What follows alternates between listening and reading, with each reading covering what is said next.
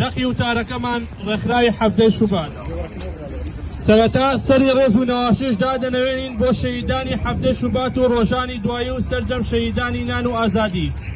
ئەمڕۆ 12 ساڵ تێبەر دەبێت بەسەر تاوانی شەهیدکردنی زیاتر لە 10 خۆپیشاندەر و بینیدارکردنی سەدان هاوڵاتی لەلایەن چەکدارانی پارتی و یەکێتی لە ڕۆژی هەفتەی شوبات و ڕۆژانی دوایی کە 6 خۆپیشاندەر بەدەستی چەکدارانی یەکێتی و 4 خۆپیشاندەر بەدەستی چەکدارانی پارتی شەهید کران. تا ئێستاش بەشێک لە برینداران و ئەو خۆپیشاندارانە بەدەست ئازاری جەستەیانەوە دانالێنن و زیاتر لە 20 کەسیان بوون بە خاوەن پێداویستی تایبەت. ئەمە لە کاتێکدایە بگوژانیان لە کوردستان بە ئازادانە هاتوچۆ دەکەن و لە بری دادگایەکردنیان خەڵات دەکرێن و لە داو دەستگا حکم و حیزبەکاندا پێشوازیان لێ دەکرێن. بۆیە ئێمە وەک ڕێکخراوی هەفتەی شوبات بۆ مافەکانی مرۆڤ وێڕە شەرمەزارکردنی ئیدانەکردنی ئەم تاوانە هاوکات داواش دەکەین خۆپیشاندەرانی بیدارەکانی هەفتەی شوبات ڕێزیان لێ بگیرێت و قەرەبوویەکی شایستە بکرێنەوە و تاوانباران دادگای بکرێن و بە سزای یاسایی بگێڕێن.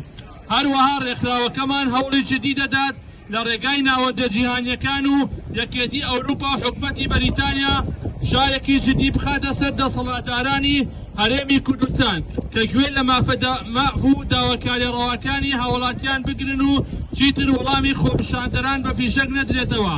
درود بۆ سەرجەم شەهیدانی هەفتەی شوبات و ڕۆژانی دوایی. ڕێکخراوی هەفتەی شوبات بۆ مافەکانی مرۆڤ هەفتەی شوباتی 2023. هەفتەی شوبات بەڵەیەکی ڕەشی قێزەون بە نێو چاوانی دوو حیزبی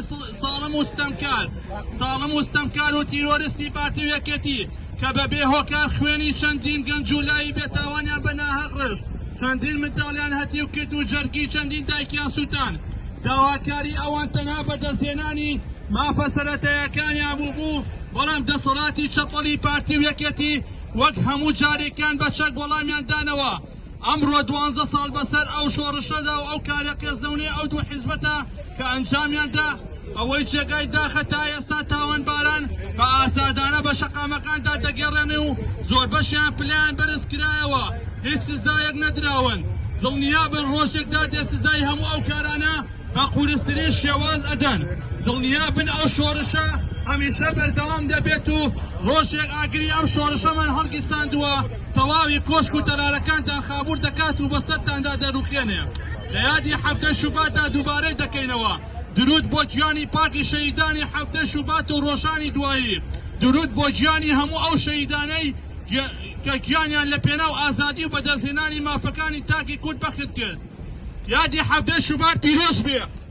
ڕوڕەشی بۆ تەقەکەرانی یادی هەفتەی شوبات. ئازادی گەلێک دەکرد ئەمڕۆ خۆیان بوونە دژی ئازادی ئەمانگەر.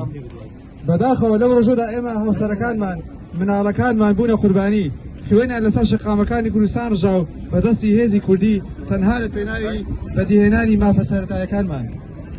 هەفتەی شوبات خەباتی مەدەنی تاوا جیاوازتر بوو لە هەموو خەباتەکانی پێشووتری کوردستان.